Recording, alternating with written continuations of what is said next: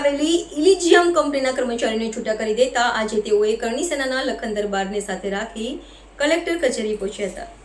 Padra road પર આવેલા ડભાસા ખાતે ઇલિજિયમ ફાર્માસ્યુટિકલ લિમિટેડ કંપનીમાં કામ કરતા કર્મચારીઓને છૂટા કરવામાં આવ્યા। ડભાસા ખાતે આવેલ ઇલિજિયમ ફાર્માસ્યુટિકલ લિમિટેડ કંપનીમાં છેલ્લા 27 વર્ષથી નોકરી પર હોય ત્યારે 50 કામદારોને અચાનક જ નોકરી પર ના પાડી દેતા અને કોઈપણ જાતની નોટિસ આલ્યા વગર 50 કામદારોને જે કાયમી હોય ત્યારે તેઓને કંપની પર નોકરી પર જતા હોય ત્યારે કંપની દ્વારા ગેટ પરથી નોકરી પર ના પાડી દેતા તેઓ આજ રોજ કલેક્ટર કચેરી ખાતે આવેદનપત્ર આપી રજૂઆત કરવામાં આવી હતી। ઇલિજિયમ કંપની પાદરા તાલુકામાં આવેલી કંપની દ્વારા 25 વર્ષથી નોકરી કરતા કર્મચારીઓને ગેરકાયદેસર રીતે છૂટા કરી દેવામાં આવ્યા। છૂટા કરી દીધા પછી પરિસ્થિતિ એવી બની કે એમના ઘરે ફૂલ એન્ડ ફાઇનલનો લેટર મોકલવામાં આવ્યો તો એ લેટરમાં માત્ર 15,000 રૂપિયા ફૂલ એન્ડ ફાઇનલ આપવામાં આવ્યું હોય ત્યારે મારે આ કંપનીને કહેવું છે કે તમારા કંપનીમાં 25 વર્ષ નોકરી કરતા વ્યક્તિને તમે માત્ર 15,000 રૂપિયા ફૂલ એન્ડ ફાઇનલ આપો તો તમારા બાપનો કાયદો નથી। આ ગુજરાત સરકાર તેમજ ભારત સરકારનો કાયદો છે ને એ કાયદામાં એવું નથી લખેલું કે માત્ર 15,000 રૂપિયા ફૂલ એન્ડ ફાઇનલ હોય।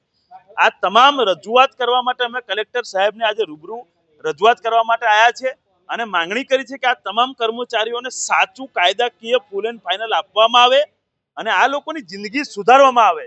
જો આ લોકોની જિંદગી નહીં સુધરે તો અમારે પાદરા તાલુકામાં આ કંપની પર જઈને આ કંપનીને સુધારવી પડશે એટલું ચોક્કસ। પાદરા તાલુકાની અંદર જે પાદરા જંબુસર રોડ ઉપર કંપની આવેલી છે ઇલિજિયમ ફાર્માસ્યુટિકલ લિમિટેડ કંપની છે। એ કંપની દ્વારા અમને 11મા મહિના 22 તારીખે નવેમ્બરે છૂટા કરી દીધા વગર કારણસર, વગર નોટિસ વગર। અને અમે ગેટ ઉપર તો તમામ કામદારો રાત્રે નોકરી લાગે એમને પણ રાત્રે કાઢી મેલ્યા, સવારે કાઢી મેલ્યા, સેકન્ડ શિફ્ટમાં થયા વગર નોટિસ વગર આ લોકોએ। અને અમને જે હિસાબે પોસ્ટ દ્વારા મોકલાયેલો છે 15,000 રૂપિયા આપીને અમે છૂટા કરી દીધા।